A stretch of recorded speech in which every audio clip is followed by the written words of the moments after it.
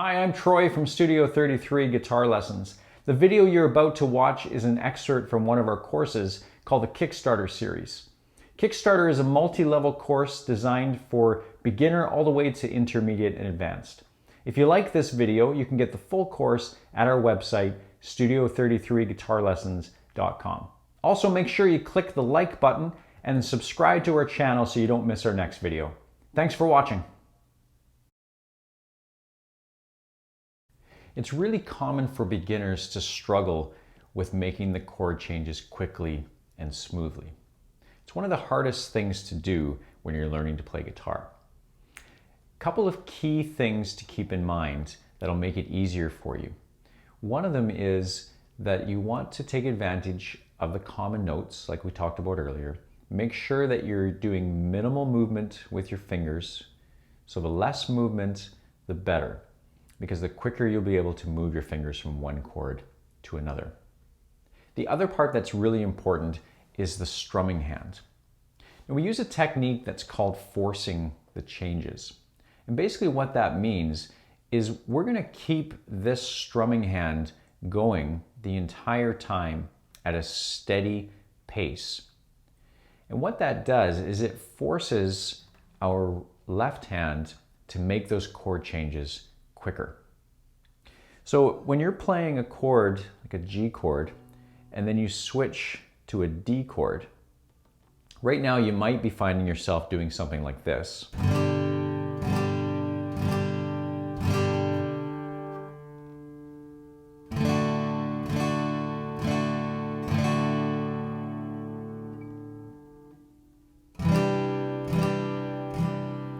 And that's fairly common. You can see how in between each chord, I was stopping my strumming hand to allow my other hand to have time to make those changes. What happens there is that your brain starts to tell your fingers that you have all the time in the world to make those changes because this hand has stopped. So what we do is we force this arm, keep going, and that forces this hand to work faster, because it realizes that it doesn't have time to make those changes, that this hand is not waiting for it. So what we want to try and focus on is keeping this arm going at the same pace the entire time. And we want to strum through those strings even if this hand is not ready for it yet. Eventually, that will cause this hand to work faster and make those changes a little bit quicker.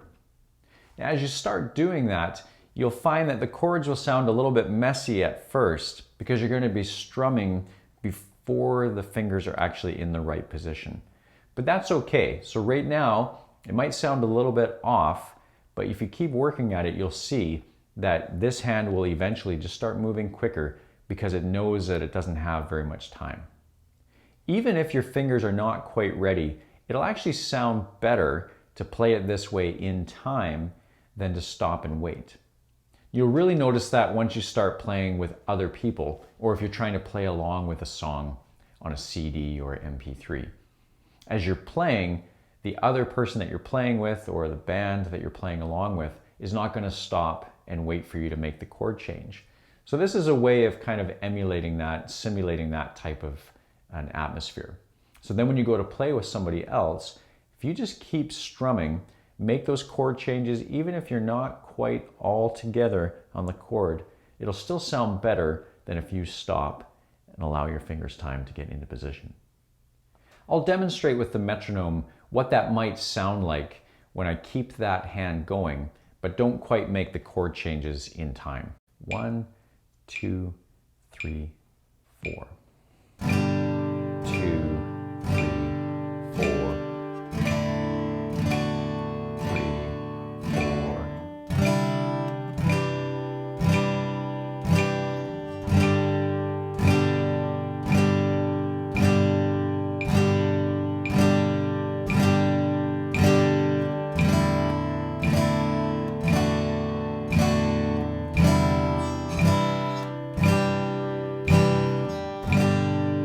So you can see how some of those chords, I wasn't ready for them when I was strumming with this hand. The fingers weren't quite in position.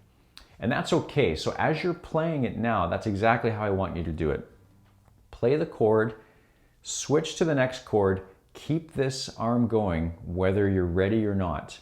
The important thing is just keep this arm going. Even if these fingers are not on the right spot, just work at getting them in there before you play all 4 of the strums for that chord. And then move on to the next one and do the same thing. Get as many fingers as you can in position, and then if you miss it on the first strum, then try and get the fingers locked in there for the next strum. Or if it takes you 2 strums or 3 strums, that's okay. Just work on getting your fingers in there as quickly as possible, and eventually it'll come as you force that hand to move quicker.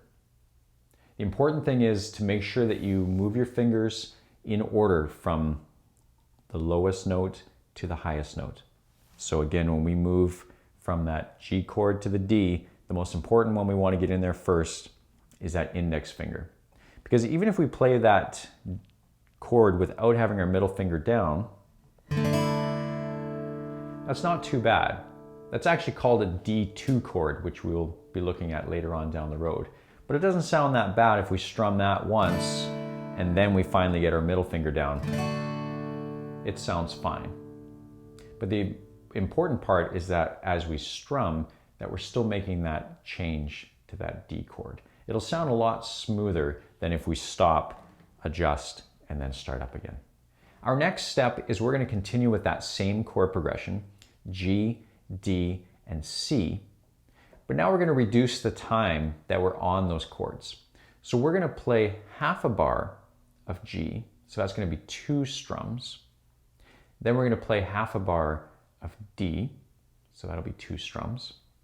And then we'll play a full bar of C, which will be 4 strums.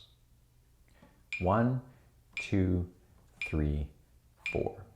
1, 2, 3, 4. 1, 2, 3, 4. 1, 2, 3, 4. 1, 2, 3, 4. That's a very common chord progression, and you may find it sounds familiar. You may have even thought of a few songs that it reminded you of as I played.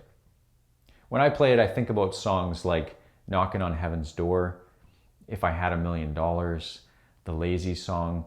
There's literally hundreds of songs that use those 3 chords and in that particular order. There's a lot of other songs that also use those 3 chords in other progressions. So G, C to D, for example, or D, C to G. So with those 3 chords, you can actually play literally thousands of popular songs. A quick search on the internet and you'll be able to find lots of chord charts that will give you songs you can play with those 3 chords.